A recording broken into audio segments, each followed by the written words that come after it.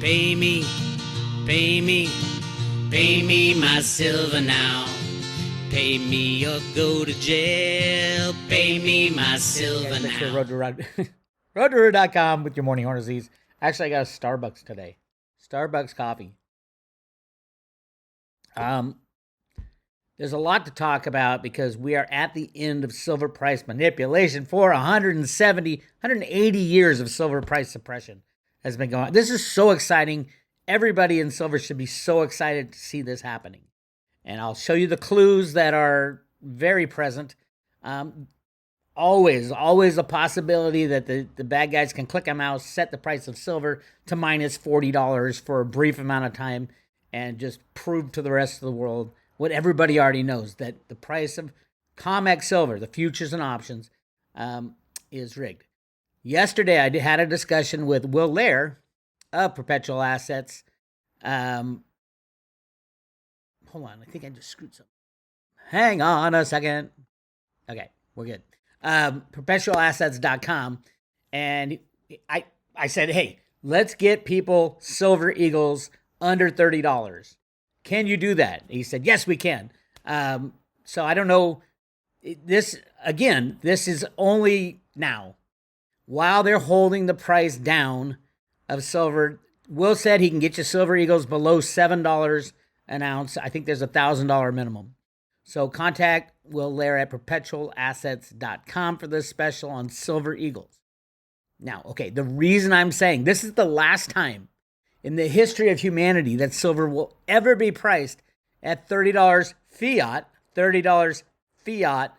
below $30. And here's why I'm saying this is the last time, as this latest manipulation is the last manipulation ever in the history of the world. Wouldn't you like to know the bottom of the bottom of the bottom of the bottom after 180 years? Well, here we are. So here's what's going on. First of all, as we've been saying for the last 3 or 4 days, this is a weekly manipulation now. They're trying to hide what is really going on. They're not doing a great job of it. They're putting derivatives on top of derivatives right now at COMEX. I'll show you that. But they were able to get the price of silver under all the moving averages. I talked about this the last couple days. That's their idea. So today, Tuesday the 8th, is their cutoff time before the next reporting cycle starts. And we'll be able to tell right away if they're going to go for another week of jamming the price down. As you can tell from back here, every time they do it, boom, you have the big jumps up. This was a very interesting one, a big slam down and a big jump up. See it right here? Boom, boom, boom. Here's what's going on now at the COMEX. And this is extremely important because, remember, they're trying to hide what they're doing. The CFTC, the regulator, absolutely knows what's going on and is running cover for the silver manipulation. That's a problem. We'll get to that in a second. But right now, we are looking at... Hold on one second. Just got a message. Hang on a second. All right, all good. We're looking at a situation where at 1 p.m. today, is the cutoff time for the banks to report for the commitment of traders report. From what I can tell, they are getting to the bottom of the barrel of what they can con the what do they call them? The momentum traders out of. You got your commercials, the criminals, and then you got your tech traders. Tech traders, only thing they go by is this. When these moving averages are penetrated, the law of their trading says, okay, we short and we get rid of longs, and that's what provides the rocket fuel for going up when it crosses back over that. That's why silver's so volatile. That's how they've been rigging the game. This has been going on since the invention of computer programs in trading in the early 1970s. Alan Greenspan invented the first banking computer programs and trading programs, implemented it at the Fed, at the bullion banks. It's been going on for 50 years. It's insane, but it's at the end. And this was always the end game. The end game was always that silver would take down all the criminals. So we'll see. We'll see what happens, right? And I know a lot of people, especially the newbies, are like, they've been doing it forever. They'll do it forever. Well, if you've been in the game long enough, I've been in it 23 years now. Literally 23 years researching silver and gold manipulation. Ted Butler, 40-something years. Insane. And Ted's like, he's in the same camp right now. This is the bottoming. This is what they do in the bottoming. Now, I am of the camp that it's always been the government kind of orchestrating it from the sideline. I've named the people who've done it. I've named the people at the Fed Boston who were in charge of it originally. Go to roadtoroota.com if you want the full scoop. But we are at a point in time where the bad guys are done. And I believe it will be August, September, October. We will fully fledge this out. Now, I'm not saying the price of silver is going over $30 or $50 or $100. I don't think it can. I think we'll have a force majeure on the COMEX, meaning we won't know the price of silver, and everybody will be saying, "Oh my God, why did we only have one exchange that determined the price of silver?" Well, there you go. There's the rub. But okay, let's talk about that exchange. They did something so obvious, but nobody is looking at it except a couple people within the silver market. Craig Hemke can see it. Our friend Harvey Organ can see it. Here's what's happening. And I don't think this has ever happened before on the COMEX. Yesterday I talked about the TAS, the trade at settlement. It's like a con way to buy futures at today's settlement price and then sell them today and not have to fill them until that futures month. So, and usually it's like small. So it's nobody's ever rarely talked about it. Craig Hemke would talk about it when they go over like 1,000 contracts is 5 million ounces. That's a big amount of silver, right? Yesterday, it's embarrassing to even say. Yesterday, the TAS, the traded settlement, was 8,700 contracts or 43.5 million ounces. 43.5 million ounces. Shocking. Beyond shocking. Let me read you what Harvey Organ said yesterday. And yes, so he was looking, he's going to just be blown away today when he posts his. But he was looking at last Friday, which was a very big one. 1,000-something contracts. Listen to this. Okay. TAS issuance was a humongous sized 1,737 contracts. Remember, yesterday's was, 8,700 contracts. Humongous was 1,737 contracts. These will be used for manipulation later this month. Craig Hemke has pointed out that the crooks use the mid-month for manipulation as they sell their buy side of the calendar spread first, and then they keep the sell side to liquidate at a later date. Thus, we have two vehicles the crooks use for manipulation, and both are spreaders. At month's end spreader COMEX, we've seen that. They have massive amounts of contracts, and then they flip them over to the next month. And then there's mid-month, and these are the TAS. TAS spreaders are mid-month. They can sell silver this month and not have to pay for it, have to fill those contracts until that month that they sold in the TAS. And the key is it stays off the books for concentration. So the banks can do any amount they want. As you just saw, 43 million ounces. In the last 5 days of TAS, they have done 80 million ounces in 5 days. Meaning they shorted 80 million. Nobody can see it because it's a TAS.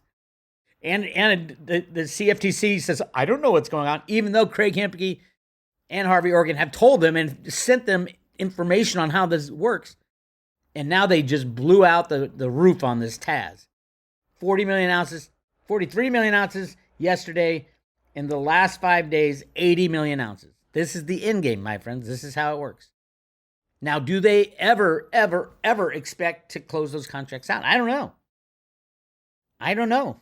They're selling today, selling. They're buying back in the futures month. At a fixed price, though. I think they're going to shut down. What a way to shut down the COMEX for September delivery, right? All right. He goes on to say the total TAS issued on Friday was 137 contracts. Despite many complaints that the crooks have violated position limits due to the fact that the TAS issued have a value of 0 as to the position limits for the crooked bankers. The problem, of course, is that the crooks do not liquidate the TAS altogether, but sell the buy side first and then liquidate the sell side 2 months, 4 months, whatever that futures month that they're dealing with. They bought the TAS in. It is obvious manipulation to the highest degree, but it naturally fell on deaf ears with our regulators, the OCC, when they received our complaints. Thus, it looks like the Fed is behind all of these trades. Buddy is freaking out. You hear him? Settle down, dog. I know. He's excited. See? Say hi, buddy. Buddy's excited. He's very excited about the end of silver manipulation. Go on. Go lie down. Go lie down. So, yeah. Amazing stuff there. So, basically, the way you can look at this is, I know it's a lot to put your head around. This is derivatives on top of derivatives because the normal derivatives are not working anymore. So not only are they doing the EFP right here, exchange for physical, which, by the way, they did 2,000, which is 10 million ounces that they took off of the COMEX and sent over to London for delivery. Not only are doing that, they had to do another 43 million in TAS. That's what the end game looks like. What can you do about it? Buy physical silver as much as you can right now. Try to get it in your possession as fast as possible because we're at that point in time where everything's going to shut down. At least on the physical silver side, and there will be no deliveries. People will have deliveries in stream. Only buy what they can send right away. Only buy what they can send right away. Because everything else will get lost. Let's say on September 11th, the market shuts down. Possibility? Yeah, sure. Everything's a possibility. The other date is September 25th. It's the last day that JP Morgan is on the deferred prosecution agreement. I'll get to Jamie Dimon in a second. Don't mess with anything. This is why everybody got their silver in their own possession. They got out of the banking system. They prepared for what's about to hit. I can't tell you what day it's going to hit. Hell, if you asked me 20 years ago, I would have said, hey, we're right around the corner. And I have said. We are so much closer than we've ever been. And things like this, laying derivatives on top of derivatives to put it off a month or two, is a huge sign that the traditional rigging operation is broken. Not to mention everything else. Everything else. You really think there's going to be a presidential election? Not even. All right, so that's what's going on. Interesting. For some reason, mid-month, JP Morgan had to take a bunch of silver. They needed 44 contracts. They're supposed to have billions of ounces of silver. Did they lease it all out? I think they did. None of it come back? I don't think any of it came back. Where to go to? Who knows? If you ask me, I was thinking Buffett. I was thinking Elon, but the number one culprit is most likely the U.S. Mint. No, they aren't selling it to people. Absolutely not. But Ventures Gibson, the head of Mint, said they have greatly increased Silver Eagle production. They just aren't selling them to the public. What are they doing? What are they doing? That is the question. So, get your Silver Eagles. All right, let's talk about this asshole. We all know Jamie Dimon, JP Morgan took over the silver rigging from Bear Stearns, who took it over from AIG, who took it over from Drexel Burnham. Ted Butler has outlined that pretty well. Now they're being taken out of their silver rigging position, and they got taken out by Bank of America. But what happened to JP Morgan? They paid fine, right? The largest fine in commodity history at the time, $920 million, which is nothing compared to what they made. You know that same year that they took that hit from the DOJ in 2002, I think it was 2002, they actually booked a $1 billion gain in precious metals. Really? Every year before that, they'd make $15 to $20 million in precious metals. But that year that they took the hit, they took a $1 billion gain just to offset. So they still made $80 million in precious metals. And that came out in the court case. These criminals know no bounds. So I'll get to the criminality first. For all you crypto people, let's listen to what Jamie Dimon had to say about Bitcoin this time. Remember last time Jamie Dimon shat on Bitcoin, he had traders buying it as he was talking it down. Listen to what he said. Bitcoin itself is a hyped up fraud. It's a pet rock. You're back to that? Yeah, really? Of course, yeah. So what do you make then of BlackRock and other firms that are investing in infrastructure? No, that's different. Blockchain is a technology ledger system that we use to move information. We've used it to do overnight repo, intraday repo. Okay, hang on 1 second. He just admitted they are violating the Reggie Middleton patent. We use it to do intraday repo for dollars. That is 100% violating the Reggie Middleton patent. Reggie, go after this asshole. I know they got lawyers up the yin-yang, and they don't really care about how much they pay to get out of things. They'll run you into the ground. They're like the SEC. They just want to drain you for all your cash and then settle. So he admits it, but listen to what he says about Bitcoin. We're going to use it, we've used it to move money. Right. So that is a ledger. That's a technology ledger type of thing that we think will be deployable. Remember, we've been talking about that for 12 years too, and very little's been done. There's some tokens that I agree with you on, but Bitcoin's based on a distributed ledger. Yeah, it has all the characteristics of a store of value. It's immutable, it's scarce. Just the fact that CNBC knows how to talk about Bitcoin, it shows you how far we've come. Hysterical still. And listen to what Jamie Dimon says about it. This just cracked me up. It's totally untrue. It's 21 million. Well, yeah, really. How do you know it's going to stop at 21 million? Because I've mentioned this to people Satoshi, too. Everyone says that. Well, maybe it's going to get to 21 million, and Satoshi's picture is going to come up and laugh at you all. Bitcoin itself is okay. So maybe it's going to get to 21 million, and Satoshi's picture is going to come up and laugh at you all. First of all, it's an open source blockchain. You can see exactly how it works. So if Satoshi wanted to destroy Bitcoin, even now, he cannot do it. He cannot destroy Bitcoin. He only has 1 million of the whatever 20 or 19 or 20 that's been mined, right? So he can't do. There's no way Satoshi can even stop Bitcoin. And number two, I mean, what can he say? Oh, I put a backdoor in the code. It's open source code. Everybody and their mother have analyzed this from every direction. There is no backdoor in the code. So what Jamie Dimon's saying is Satoshi's going to say, ha, I fooled you. And everybody else in the world who will be multi-zillionaires by then will say, you fooled who? What are you going to do about it? And by the way, you have 1 million Bitcoin. Why would you ever do that? Number two, there won't be 21 Bitcoin mined until over 100 years from now. Let's take a look at how much money is going to be printed by Jamie Dimon and friends at the Fed if that system stays another 100 years.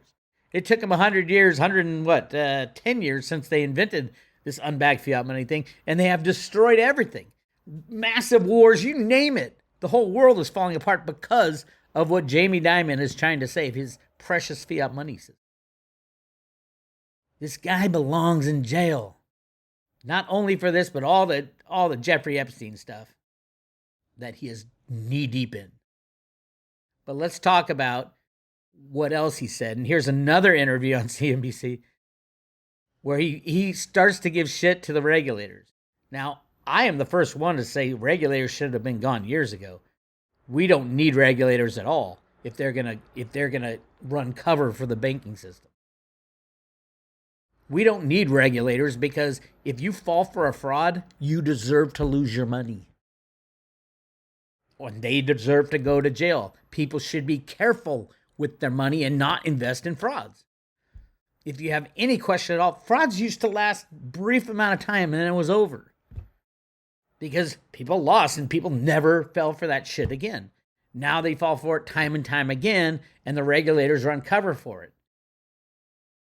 Listen to what Jamie Dimon had to say about the regulators now. What do you think needs to be assessed from a regulatory standpoint there? I'm not going to go through it now, but they should be asking a lot of questions of themselves. You notice how he says of themselves, but he pointed to himself. I love that. There's a little Freudian action. Whenever we make a mistake, we spend a lot of time on what I call the after-action report, the post-mortem. What did we do wrong? What can we do better? How do we make sure we're doing that across our company? we know we're going to make mistakes. So I don't think we should treat every mistake like, it's a violation of morality or something like that. But I think we shouldn't take every mistake as a violation of morality. You should, Jamie. The mistakes you made have to do with abusing kids. They should be doing a little bit of that, a little soul searching. Do you think there is an appetite among regulators and an appetite among the C-suite to do more consolidation in the industry? I think some companies need to. And I think, again, I hear, consolidation, et cetera. I can't do more. They'll ding me on this. He talks about, we need free markets. These regulators are getting in our way. Let's talk about what free markets look like from JP Morgan's standpoint. Here's the violation tracker for JP Morgan for the last 28 years. These are the times they've been caught, not the times they've violated, the times they've been caught. 226 times they've been caught breaking the law, breaking the rules, breaking the regulation. 226 times. They've paid a fine of $38.99 billion with a B. Fines of $38.99 billion. Let's just round it up to $40 billion. How much money did they make from committing those frauds? All the times they did not get caught. I would say probably $40 trillion. This entity, run by this man, needs to shut down immediately, and will.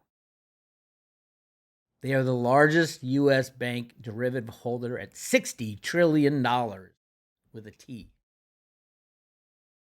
Anyway, I found it hysterical that just today the CFTC came out and said, statement by Kristen Johnson, who's ex-JP Morgan, regarding the CFTC's reaching over $1 billion in civil monetary penalties against bank-affiliated entities for employees' offline communications. So everybody in the banking industry, if you're doing something illegal, was doing it on an app that they don't follow. So 30, 40, 50 years later, no, how long has it been? 20 years later, after these apps were widespread, the CFTC is bragging that they've collected $1 billion. What do they do with that money? We all know the CFTC commissioners go to the actual, when they retire from the CFTC, they go to the people that they were regulating and get their payoff. We all know that, the revolving door. But what do they do with the money that they get? Where did that $1 billion go? Why does the CFTC have a budget if they're collecting all this money? I don't know. Some of the banks included Bank of America, obviously, 100 million, Barclays, 75 million, Cantor Fitzgerald, 6 million, Citibank. These are all the partners in silver market rigging. Credit Suisse, Deutsche Bank, Goldman Sachs, Morgan Stanley, UBS, and of course, let's not forget JP Morgan. There they are, 75 million for widespread employment. That's just the CFTC. Jamie Dimon and JP Morgan, it's like a weekly thing for them. Pay off $4 million for deleting 47 million emails, most of them covering the Jeffrey Epstein era. Are you kidding me? Yes, the criminality is allowed. Anyway, so that's where we are. Last time to get your Silver Eagles under $30, I believe. This will go away very quick. I think maybe even by tomorrow or by next Tuesday. There's not long for this to go on. This part of it. They are under all the moving averages. It all depends on how many tech traders dare to go short. I think this is a recipe for entire industry destruction for the tech traders. Anybody shorting silver now, remember, if you go long silver, you can lose 100% of your investment. If you go short silver, you can lose unlimited amounts. You could lose the total of JP Morgan's derivative position. $60 trillion can be lost in a single short because there's unlimited losses on the short. So if you're short anything, I do worry for any metal dealer who uses the COMEX to hedge their inventories. Now, theoretically, now in reality, they can take that metal that they're hedging and then give it to the COMEX, right? They can just sell it off and say, okay, fine, here it is. Now, in actuality, how easy is that? I don't know, because they can come after you really fast and then blame you. So, but yeah, that's metal dealers sometimes short their inventory so they don't lose as the price of silver goes up and down. I would not have a short on right now, even if you have to sell off some inventory to get rid of all your shorts. No reason, unlimited losses on shorts. No reason to do it right now, in my opinion. That's my warning. All right, so that's what I got. Of course, the big news is this. TAS, traded settlement. Oh my God, Craig Hemke, Turd Ferguson, a.k.a. Turd Ferguson, should have a field day with this one. Harvey Organ should have a field day with this one. This is shocking that this is allowed. And look at the months.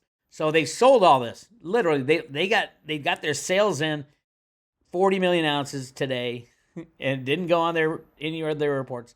And then they got them buying back in September and December and even out into, I think there was another month. Yeah, a little bit in March 2024. 15. This is all the same entity or the colluding entities.